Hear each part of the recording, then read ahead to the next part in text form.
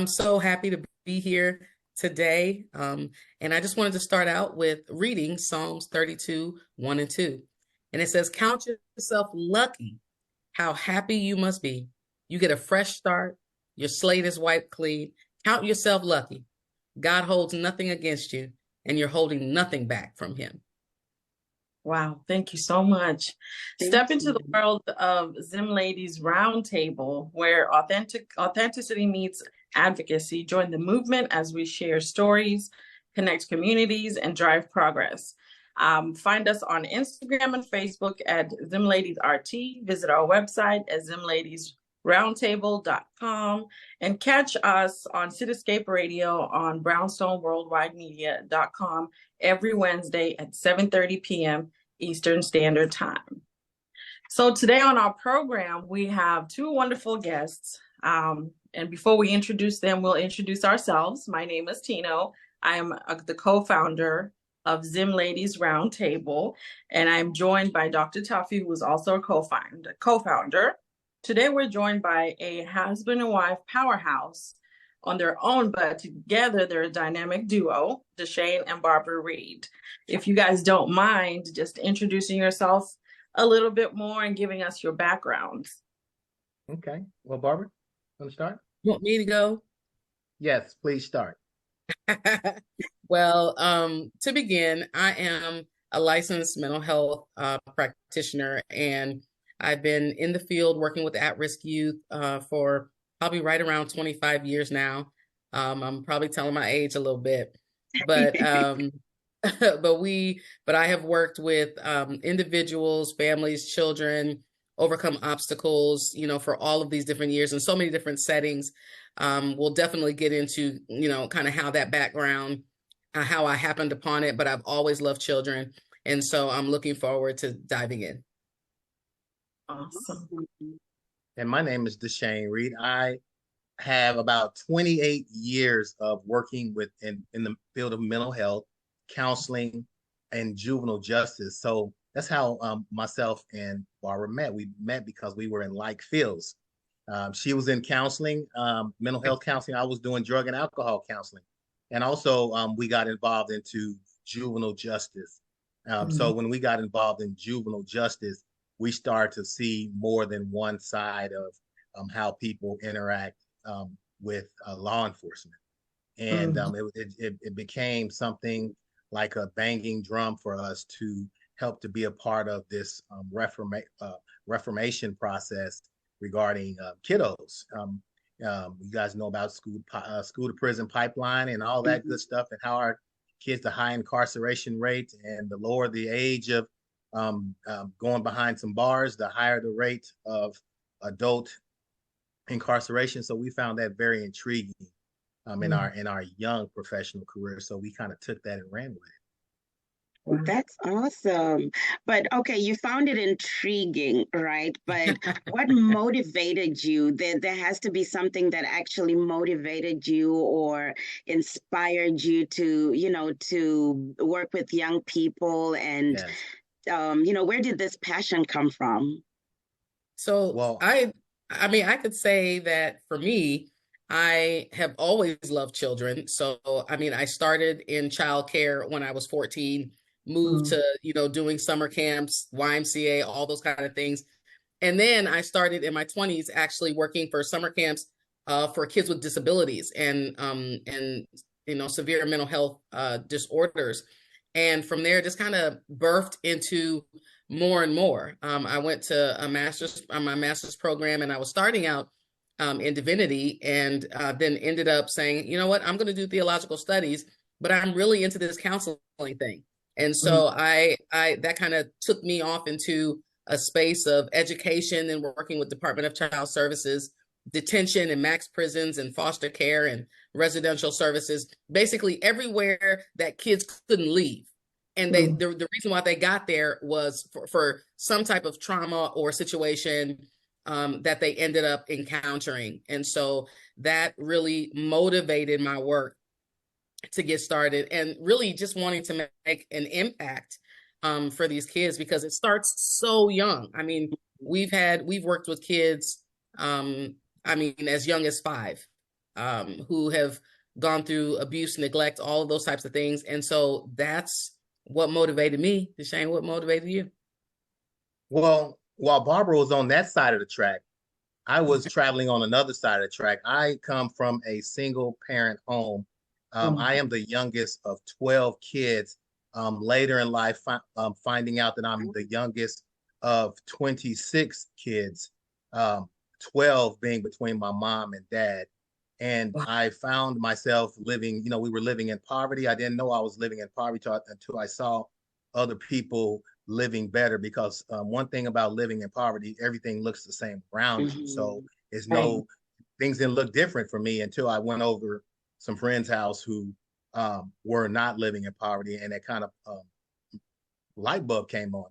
We're used to seeing sirens in our neighborhood. We used to seeing either you in a gang or you gang affiliated in the neighborhoods that I lived in. So that encounter with law enforcement was so familiar to me that it seemed like it was the norm. And when I said intriguing earlier, it became more intriguing as I got more educated into understanding that we have a systemic thing that's happening with our young youth, and was happening with me. And I started to, if you think about most people in the field that they're in, there's something similar that's related that draw them into that field, and that's what drew me in. That's right. Wow, that's powerful. A lot of times our environment does create our destiny, and we don't even know it.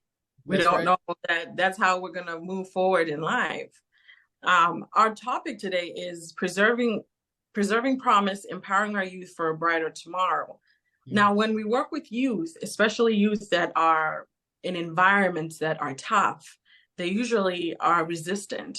How do you commonly deal with youth that they need the help? Obviously, they want it, and children do crave discipline, they crave direction, but if it's lacking, they're going to fight back. How do you work through that with the youth that you deal with?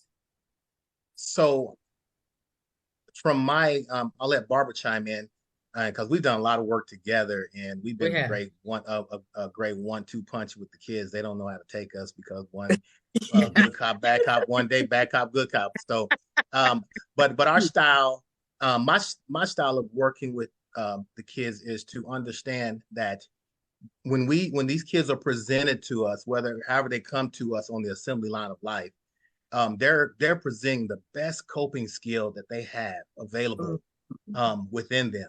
So if we are asking them to, hey, you need to have better coping skills, then they are showing you their better coping skills. That's all they have.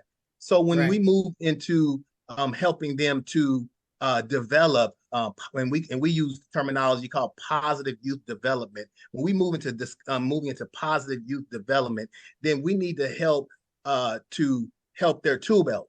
And it's like Batman. Batman is nothing without his tool belt. But if you can give Batman, who has all the tools, he can beat a whole bunch of enemies, and he can be successful. With our kids, we want to help them to increase their tool belt of positive coping mechanism to deal with situations. And my mom, single parent, going back to me, she kept me started me with soccer. I didn't know what soccer. Then she had me down at the school getting the free lunch program in the summer. We getting cheese and butter from the neighborhood. And then next thing you know, she put me in wrestling, football. So I started having new coping skills, which moved from being individualized to working as a team. And the way we lived, we naturally worked as a team, because everything that we did in our home had some importance to the makeup and the growth of us surviving. And you know what's so interesting? And Deshane, he does not give credit to himself for this, but he's like a natural kid magnet. So like people just like think he's the kids think he's so cool. Oh, Mr. Deshane, and they're like, can you come back? That kind of. I'm like, how did you do that? Because I'm more of the, the strict, kind of structured one. And he'll lay down the law when he needs to, but he's really fun and he's really creative. And I think the kids really like that. So really anywhere we go, any age we interact with, doesn't matter whether elementary all the way to high school and beyond. I don't know, they just so attracted to his spunk And I think that's a good way to rope in kids. It is. Children, they just know a good spirit. They do. They do. Oh yeah. They They're do. always drawn to it. I mean, they're fun. You're not going to get not one boring moment. I think that's been the beauty of our field. Well, Yeah, is Deshane a big kid? Well, Oh, you know what? I try to let these kids are going to see how you're going to react. Mhm. I right. treat them as if nothing that they do going to cause a reaction out of me. I don't care if you pass gas, your underarm smell, you make funny faces, whatever it is. I'm ignoring because I'm trying to look through that so I can see you. Right, Yeah. right. It's so good. So good.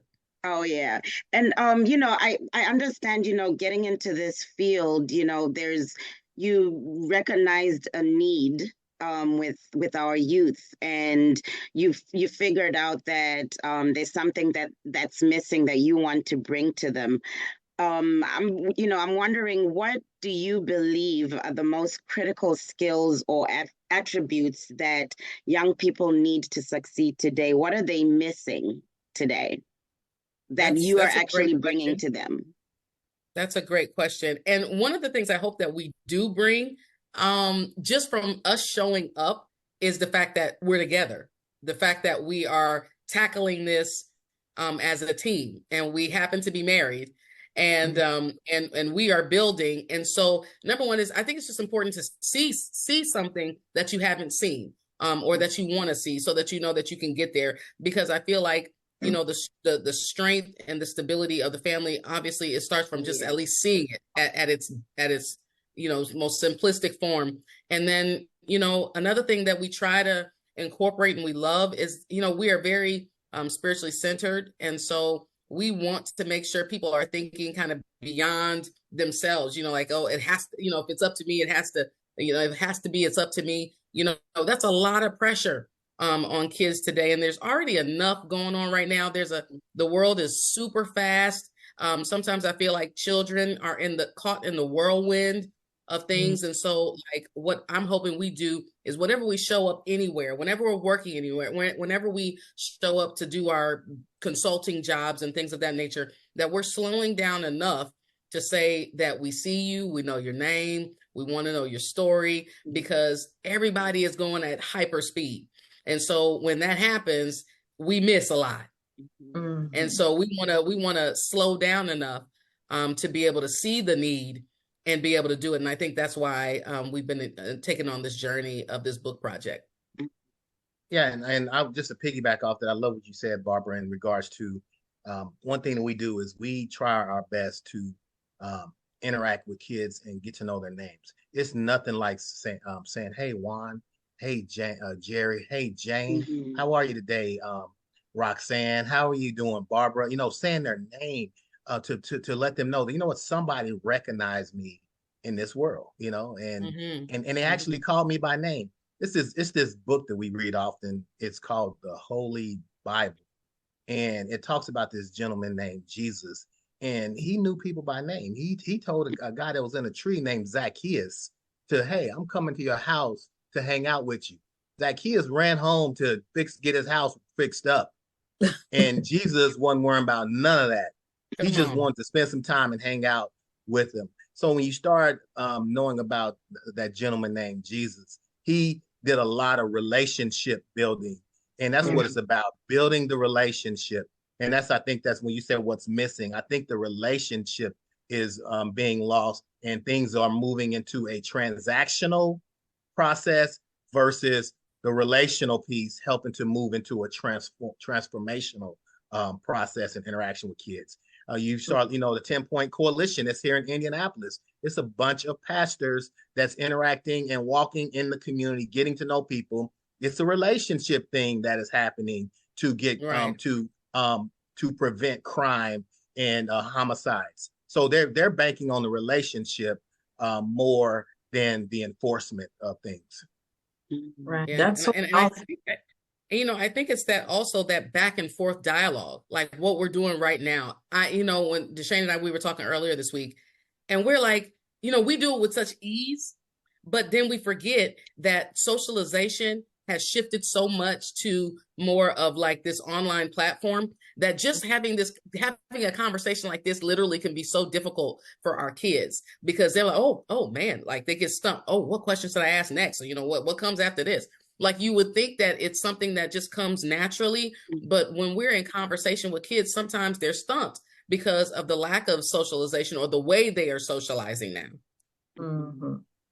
It's a lot. Unfortunately, as great as social media is, it really is kind of breaking the kids down. And if you're constantly on a device, even for myself as an adult, I have a laptop, I have 2 phones. When I'm at home, I don't want to see anything. Sometimes just even the TV, just turn it off because it's super stimulating. So imagine for a teenager or even a 5-year-old, how much stimulation is that getting for them?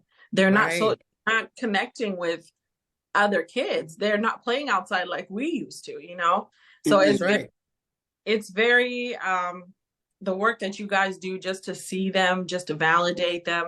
And a lot of times children feel like they don't have voices.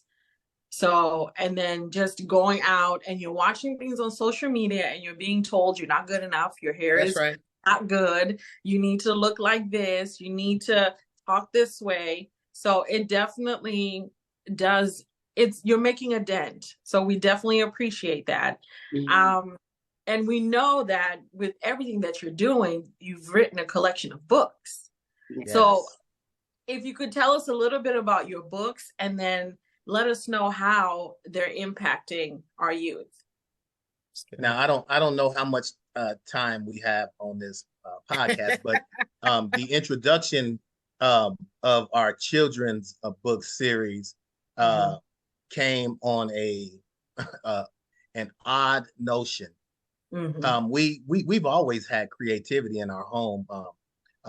Barbara is an excellent vocal artist. She sings very well. If I need to get to sleep, she can sing me to sleep. She can wake me up. She can sing a prayer. She's a vocal talent, but that's just one of her creative talents. And me, I'm left-handed, so we're naturally talented in that aspect. So we're over tapping into our creative centers. So our book series came when I told you I'm the youngest of 12 by way of 26 kids. My dad had 26, but him and my mom had 12. Well, the oldest of the 12 is my brother. His name is Dwight, and he wrote a poem when in 1972. We're from Tulsa, Oklahoma, home of the 1921 massacre in our history. And Oklahoma has always been, Tulsa has always have been ridden with that history, and things have really slowed down for African Americans in Tulsa. So my brother in 1972, at senior year of high school, wrote a poem that got a lot of national attention. And he then went off to war, and the name of the poem was called "Lucky Are Those Born Black." And the poem was a hoorah to the community to say, keep fighting. You're lucky to be your skin tone, no matter what society says to you. You're lucky that you were made, because the twists and turns of your hair is like the galaxy and the solar systems. And he was saying all this. Then he went to war. He went to the armed forces, and he came back and was diagnosed with schizophrenia. So for 40 years, my brother was dealing with schizophrenia, and this poem that got national attention. My brother is 19 years older than I am. So that's poem that got national attention. I had didn't know much about it. My family was saying he wrote a great poem, and I'm like, yeah, he wrote a lot of great poems. Who was it? Which part of the schizophrenia wrote it that he's saying? I thought it was false, and it came to be that it was true. And the reason why it was true, one day he came to me. He has schizophrenia. People say, well, he's not in his right mind. They use that terminology. Somebody's not in their right mind. Well, this one day in 2019, he was in his right mind. and he said, tell me about this poem. And I'm like, hey, Dwight, you really write this poem that everyone's saying? So we went and looked in the, later I looked in the archives, found the poem, but he said, yeah, he wrote it. And he started to recite this poem just like the back of his hand, like he wrote it yesterday. And I had to tell Barbara, hey, please get a pen, write this down. Dwight's in his right mind, you know what I'm saying? And he's reciting this.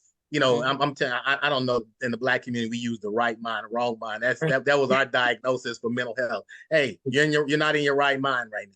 So he was in his right mind and shared this poem. We wrote it down, and I asked my brother, I said, can I utilize this poem and go a step further with it? And he's like, well, yeah, you can do it, little brother. Absolutely.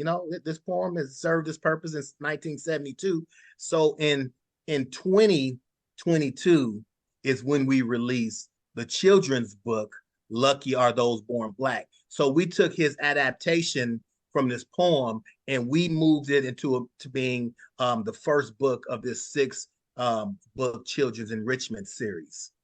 Oh, wow. And I don't know. And I don't know if you read Lucky Are Those Born Black, but Lucky Are Those Born Black is really a hoorah to people who are various hues of Black, from dark skin to light complected to if you have Black and some other race mixed in with you. We say, hey, lucky are you. I love that beautiful nose. I love those beautiful eyes. I love those lips. I love that hair that can be twisted, turned up, down, sideways, froed, braided, all these different things you could do with that. I love that. I love that skin tone, the melanin that the sun rays, that your skin soaks up the sun rays. So it is not being exclusive of anyone else. It's just being inclusive of people of various hues. And that was the first social area, impactful area that we wanted to touch first with this book. And all of our books have some sort of social impact area. Correct, Barbara? Yes, absolutely. So, I mean, it's all about celebration. It's all about interrupting the cultural messages, right? These undertones that end up hiding in our subconscious and come out in so many different ways. And we're trying to combat that because we get messaging all the time and everything. And sometimes we wake up and be like, wait a minute, why do I want to gravitate to this? Or why do I want to gravitate to that? Our kids love being Black. Okay. And that's why we celebrate that. And another book that we ventured into and we went ahead and released last year. Or actually, what was it this year? Yeah, this year, book 2. This year. It's called Lucky Are Those Uniquely Shaped. And again, it's combating society's views of, they're kind of moving away from, that typical Barbie type of image, but there's still something that's acceptable and unacceptable. And what we wanted to do in this book was to make sure that we let kids know that it does. I mean, you can't control how you come. You might be able to control a little bit as you get older, but as you are, what you are is what you are, and you've got to love who that person is, how you come out. And as you grow, we all develop, we all evolve. But until then, you've got to love who you are right where you are. And so that's why Lucky Are Those Uniquely Shaped. That's why we wrote that, because it doesn't matter whether you're tall, thin, short, wide, whatever it is, you should be accepted, loved. And at the end of the day, we're trying to call attention to the fact that how you see yourself and how you see others impacts how you treat yourself and how you treat others. That is absolutely incredible. And especially with our young people and the issue of bullying in school, I think it's such an incredible thing that you're doing, just being inclusive, just saying, love yourself and just love who you are, the way you look, that's the way God created you, and, just come as you are. And I think that's just the most incredible part about, what you guys are doing, because our young people absolutely need that. We see so much with suicides and, when it comes to these bullying and just, you just look at some of these stories and you just think, did they have somebody who told them that they're beautiful? somebody Right. told them they're amazing. Right. And just like Tino said, I mean, kudos to you guys. I mean, Thank you. it's absolutely amazing. We absolutely need more people like you who can spread such love and, such awesomeness, and I would absolutely love to know, you guys are here supporting the youth, supporting young people. Who's supporting the two of you? Who That is so who's fun. there right behind you? Yeah. Well, I'll tell you, number one, the glory goes to our Heavenly Father, because he undergirds everything that we do. We just need him in our lives, right? So that's first and foremost. Our parents, my parents, Deshane's family, our children, they're all behind us. We have a wonderful friend circle that Church really supports community. us, and yeah, we have our church community. It is really a blessing, because you can't do this work by yourself. That old adage of it takes a village. It really does. And we try to do a whole lot, but then we're like, we've come to the end of ourselves. And we need to tap out, and somebody needs to come on and help us. So you That know is what I found? I really found I really thought that I needed to have a whole lot of close friends Sure. to be supportive of me. But God has been teaching us different, that Yep. there are people who are seasonal that Mm, are supports for our lives. There are people that are project based support for our lives. There are Hmm. people that are temporal, and then there's some permanence. So Yep. I have learned to be happy with whoever is presented to us. Like Zim ladies, you were presented to us at this moment in time, and someone said, "Where are we supposed to Right. be at 7:38 p.m. on April 24th?" With Zim ladies doing this. This is where we're supposed to be, and you're supporting what we're doing, and supporting really not just what we're doing, what's happening through what we're doing, and that's the main piece of it. And man, we just so excited about just having those supports in life. Like we have of some friends who moved to Kansas, and they were very close, like family members to us. And guess what? God did not replace them. God just brought some supplements in to help to support us during this season of transition and all this kind of stuff. And it's just been an awesome thing for us. So that's who support us.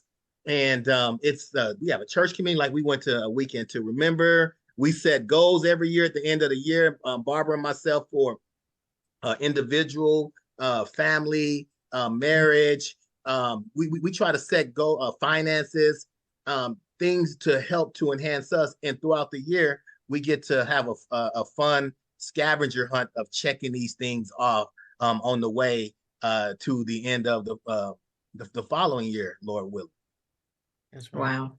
That is so awesome. We are honestly grateful and we're thankful that you would give us this time today, because we don't take it lightly. We don't, it's just, we love doing it. We want to learn about people. We want to learn about people's journeys and what they're giving to the community. Because we really have a heart for community. Taffy and I, we just love to talk to people. We want to hear people's stories, even, when we're just having girl chat and it's just women talking on and on and on about whatever it might be. So we really are grateful that you guys would take your time to come tonight. With your books, where can people find all your products, everything, even merch, t-shirts, if you have any, Yes, Yeah. bookmarks? Yeah. Oh, listen, we got it all. Um, but you can, we'd love for everyone to just continue to follow us and support us through following us on IG or Facebook at Lucky Are Those.